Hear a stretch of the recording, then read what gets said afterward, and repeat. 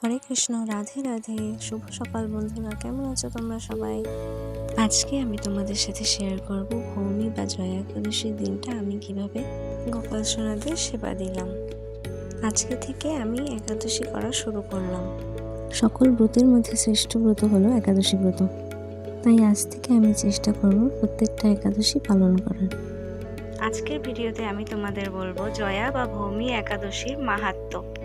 মাঘী শুক্লপক্ষিয়া জয়া একাদশী ব্রত মাহাত্ম্য ভবিষ্যত্তর পুরাণে যুধিষ্ঠির শ্রীকৃষ্ণ সংবাদ রূপে বর্ণিত আছে। শ্রী গরুড় পুরাণে মাঘ মাসের শুক্লপক্ষিয়া একাদশী তিথিকে ভৌমি একাদশী নামে অভিহিত করা হয়েছে। কল্পান্তরে বিভিন্ন পুরাণে বিভিন্ন নাম দেওয়া হয়েছে। পদ্মপুরাণ অনুসারে জ্যৈষ্ঠ মাসের শুক্লপক্ষিয়া একাদশীর নাম পাণ্ডবা নির্জলা বা ভীষ্মসেনী একাদশী। যুধিষ্ঠির বললেন, হে কৃষ্ণ, আপনি কৃপা করে মাঘ মাসের শুক্লপক্ষের একাদশীর সবিশেষ বর্ণনা করুন। শ্রীকৃষ্ণ বললেন, হে মহারাজ, মাঘ মাসের শুক্লপক্ষের একাদশী জয়া একাদশী নামে প্রসিদ্ধ। এই তিথি সর্বপাপ বিনাশিনী, সর্বশ্রেষ্ঠা, পবিত্রা, সর্বকাম ও মুক্তি প্রদায়নী। এই ব্রতের ফলে মানুষ কখনো প্রেতত্ব প্রাপ্তি হয় না। একসময় স্বর্গলোকে ইন্দ্র রাজত্ব করছিলেন। সেখানে অন্য দেবতারা বেশ সুখেই ছিলেন।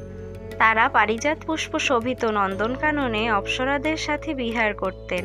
একদিন 50 কোটি অপ্সরা নায়ক দেবরাজ ইন্দ্র স্বেচ্ছায় আনন্দ ভরে তাদের নৃত্য করতে বললেন।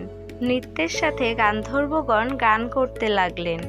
পুষ্পদত্ত, চিত্রসেন প্রভৃতি প্রধান প্রধান গান্ধর্বেরাও সেখানে উপস্থিত ছিলেন। চিত্রসেনের পত্নীর নাম মালিনী।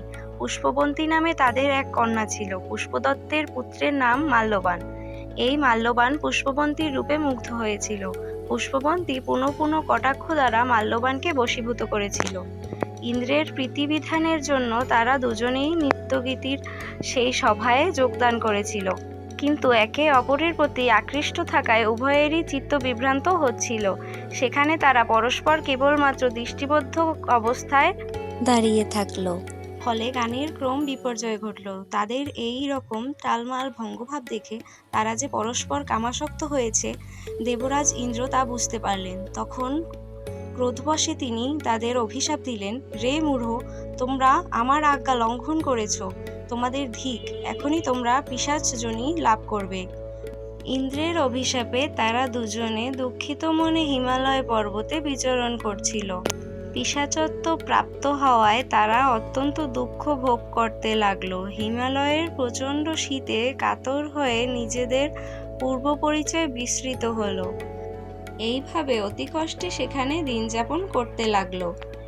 একদিন পিশাচ নিজ পত্নী পিশাচীকে বলল, সামান্য মাত্র পাপ করিনি, অথচ নরক যন্ত্রণার মতো পিশাচত্ব প্রাপ্ত হয়েছি। অতএব এখন থেকে আর কখনো কোনো পাপকর্ম করব না। এইভাবে চিন্তা করে তারা সেই পর্বতে মৃতপ্রায় বাস করতে লাগলো। মাল্যবান ও পুষ্পবন্তীর পূর্ব কোনো পুণ্যবশত সেই সময় মাঘী শুক্লপক্ষিয়া জয়া একাদশী তিথি উপস্থিত হলো। তারা একটি অশ্বত্থ বৃক্ষতলে নিরাহারে নির্জলা অবস্থায় দিবানিশি যাপন করল। শীতের প্রকোপে অনিদ্রায় রাত্রি অতিবাহিত হলো।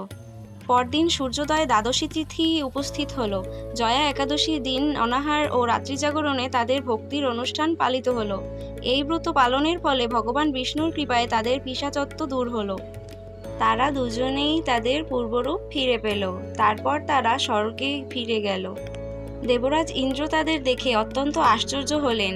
তিনি জিজ্ঞাসা করলেন, কোন পুণ্যফলে তোমাদের পিশাচত্ব দূর হলো? আমার অভিশাপ থেকে কে তোমাদের মুক্ত করলো? মূল্যবান বললেন, হে প্রভু, ভগবান বাসুদেবের কৃপায় জয়া একাদশী ব্রতের পূর্ণভাবে আমাদের পিশাচত্ব দূর হয়েছে। তাদের কথা শুনে দেবরাজ ইন্দ্র বললেন, হে মাল্যবান, তোমরা এখন থেকে আবার অমৃত পান করো।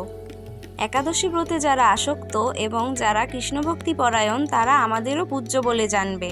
এই দেবলোকে তুমি পুষ্পবন্তীর সাথে সুখে বাস করো। হে মহারাজ, জয়াব্রত ব্রহ্ম হত্যাজনিত পাপকেও বিনাশ করে। এই ব্রত পালনে সমস্ত প্রকার দানের ফল লাভ হয়। সকল যজ্ঞ ও তীর্থের পুণ্যফল এই একাদশীর প্রভাবে আপনা হতেই লাভ হয়। অবশেষে মহানন্দে অনন্তকাল বৈকুণ্ঠ বাস হয়। এই জয়া একাদশী ব্রত কথা পাঠ ও শ্রবণে অগ্নিষ্টম যজ্ঞের ফল পাওয়া যায়। তো বন্ধুরা, আজকের ভিডিও তোমাদের কাছে কেমন লাগলো অবশ্যই কমেন্ট করে জানাবে। ভালো লাগলে অবশ্যই লাইক, কমেন্ট, শেয়ার আর সাবস্ক্রাইব করে দিও। রাধে রাধে।